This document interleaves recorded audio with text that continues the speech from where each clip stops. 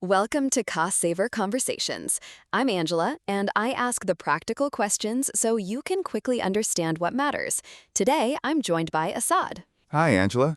We are unpacking International Student UK Cost Planner, Year 1 Hidden Costs and Smarter Choices today, and tying it back to the wider cost saver ecosystem, including tools like International Student UK Cost Planner, Year 1 Total, so you can turn insights into action quickly. Just a heads up before we dive in, we are your synthetic hosts. We are great with numbers, but as AI, we can sometimes be confidently wrong.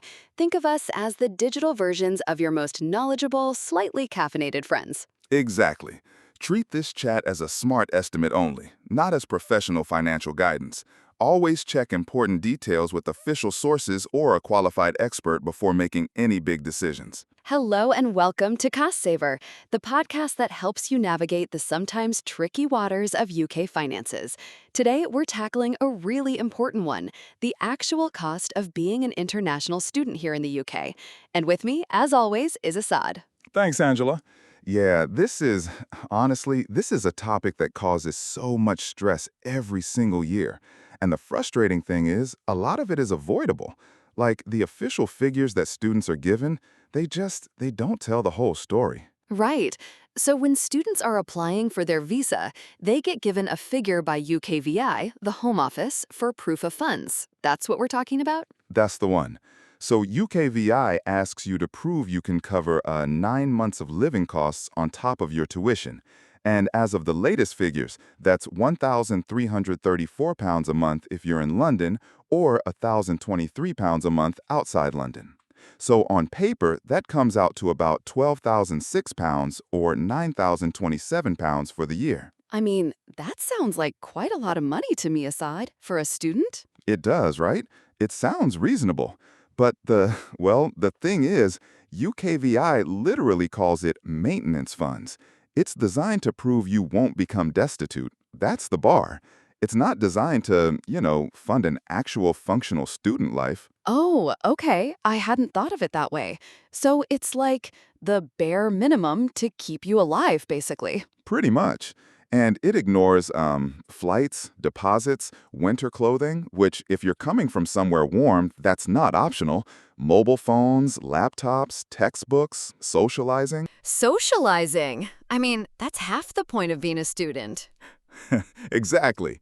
And here's the one that really gets people. Most tenancies run 12 months, not 9. The visa figure covers 9 months of living.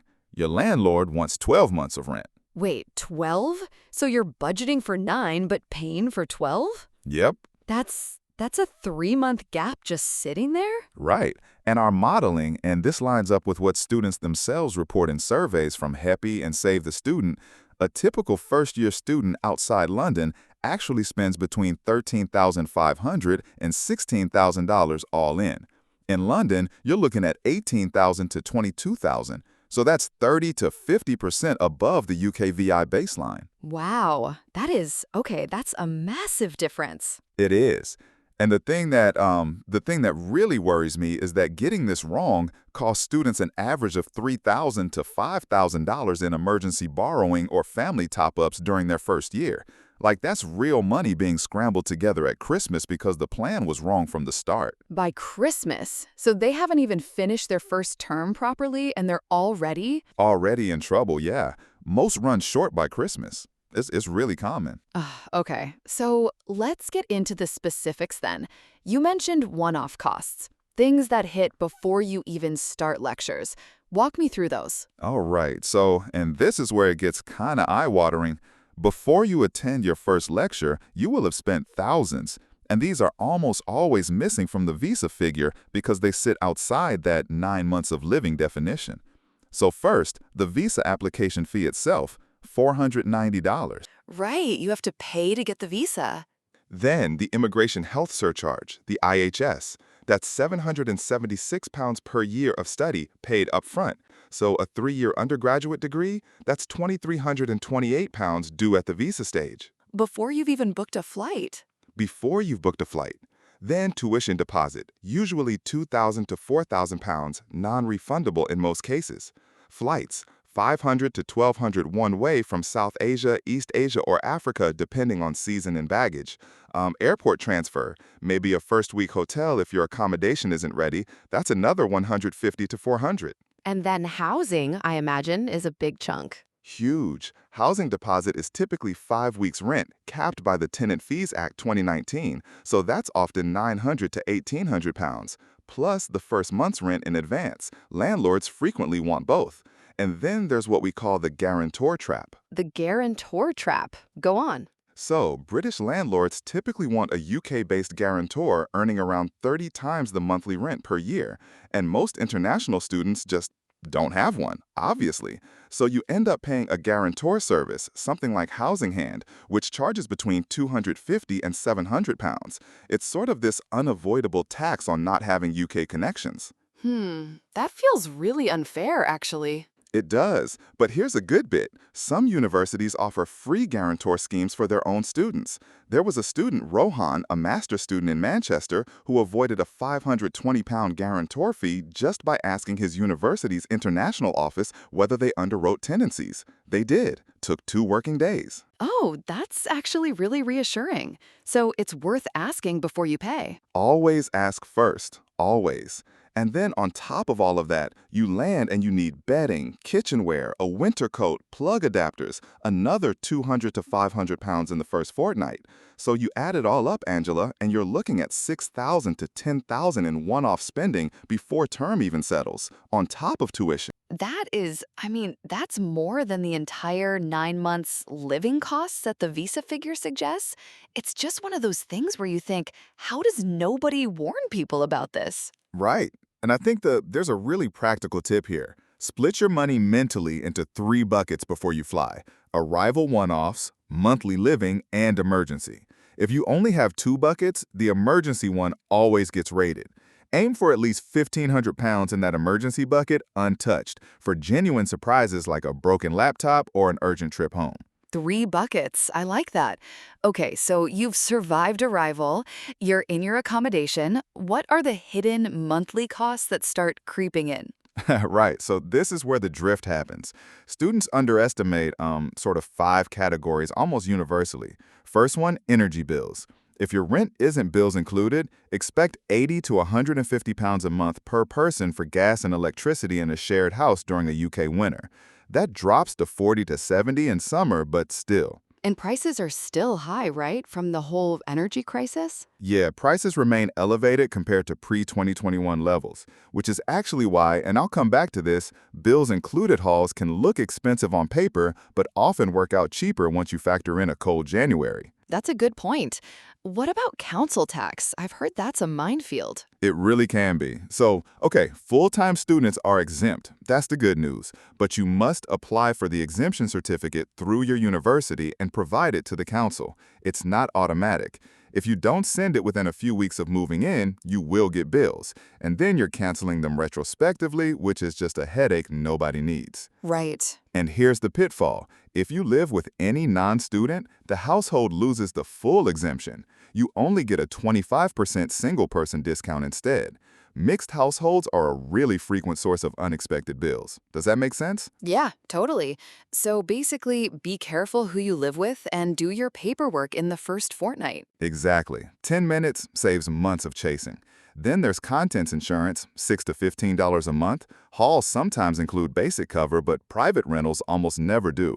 Mobile phone, a SIM-only plan, is $8 to $20 a month. And get a UK number quickly because banks and the NHS need one. And food. Everyone's got to eat. Food is, yeah. Save the Students' National Survey consistently puts student food spending at around 45 to 55 pounds a week, so 180 to 220 a month. And that's assuming you cook. Eating out or ordering delivery 2 or 3 times a week easily doubles it. Doubles it. Easily. And international students often spend more in their first term because they're eating out to socialize, they don't know the cheaper supermarkets yet, they just shop at whatever's closest. The order from cheapest to most expensive is roughly Aldi, Lidl, Asda, Morrison's, Sainsbury's, Tesco, M&S, Waitrose. And corner shops and campus meal deals are honestly the most expensive per calorie of anything you'll buy. I wouldn't have guessed campus meal deals would be up there with Waitrose in terms of bad value. Well, per calorie, they kind of are. It's like you're paying for convenience and you don't even realize it. Okay, so let's talk about location. I mean, London is obviously expensive, but are there other regional differences that really matter? Massively. So, rough monthly rent for a room in student accommodation or a shared house, London Zone 1-2, you're looking at 900 to 1,400 pounds. Zone 3 to 5, 700 to 1,000. Then places like Edinburgh, Oxford, Cambridge, Bristol, 700 to 950. Manchester, Bath, Bryant, 600 to 850. And further north? Birmingham, Leeds, Nottingham, Glasgow, 500 to 750. Sheffield, Liverpool, Newcastle, Belfast, 450 to 650. And then sort of the cheapest tier, Sunderland, Stoke, Middlesbrough, Bradford, 400 to 550. That's a huge range. So choosing where to study is basically a financial decision as much as an academic one. It is, but, and this is the bit people miss, don't choose your city on rent alone. A 500 room in a town with 4.2% unemployment and no evening buses can actually cost you more than a 650 room somewhere you can earn 180 a week on the side. Over a 9-month term, that's a $6,500 swing in your favor. Wait, really? 6,500 pounds? Yeah, if you're working the 20 hours a week your visa allows and the local labor market supports it. So the cheap rent means nothing if you can't find work. I hadn't thought about it like that. That's really smart. Okay, what about tuition itself? Any traps there? So tuition for international undergraduates typically ranges from 15,000 to 28,000 pounds per year, with medicine, dentistry, and top-ranked business schools going higher.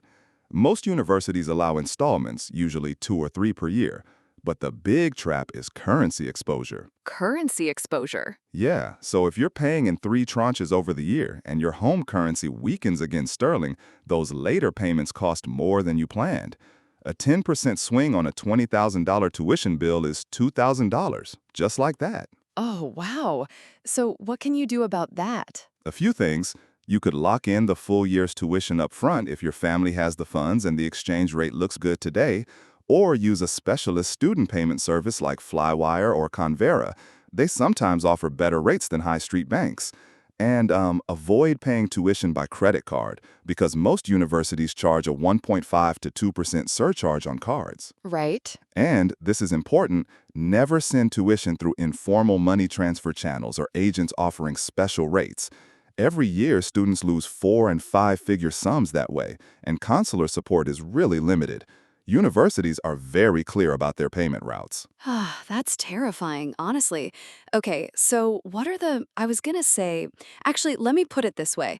What are the most common mistakes you see students making, like the recurring ones? Okay, so budgeting for 9 months instead of 12, which we've covered, forgetting the IHS at visa renewal, that's another full upfront hit, assuming NHS means free everything. Prescriptions cost £9.90 per item in England. They're free in Scotland, Wales, and Northern Ireland, but in England, that adds up.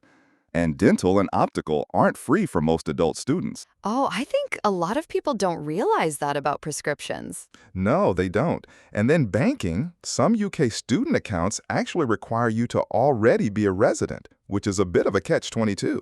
Digital banks like Monzo, Starling, Revolut are usually much easier to open on arrival with just a BRP and proof of address. Good to know. Any others? Not using student discounts. Totem, Unidays, Student Beans, Amazon Prime Student, they pay for themselves in weeks if you actually use them. And booking flights home last minute.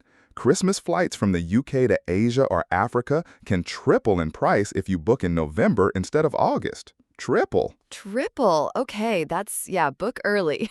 Message received. So let's end on a positive note. What are the smart choices that save serious money without, making you miserable? Right. So first, choose bills included accommodation for your first winter. Even if it looks pricier per month, the certainty is worth it while you're learning UK energy pricing. Second, get a 16 to 25 rail card or a 26-30 rail card if you're older. £30 for the year saves 30% on off-peak rail. Pays for itself in one trip. That's a no-brainer. Total no-brainer. Open a UK current account within your first fortnight. International card fees on every coffee add up fast.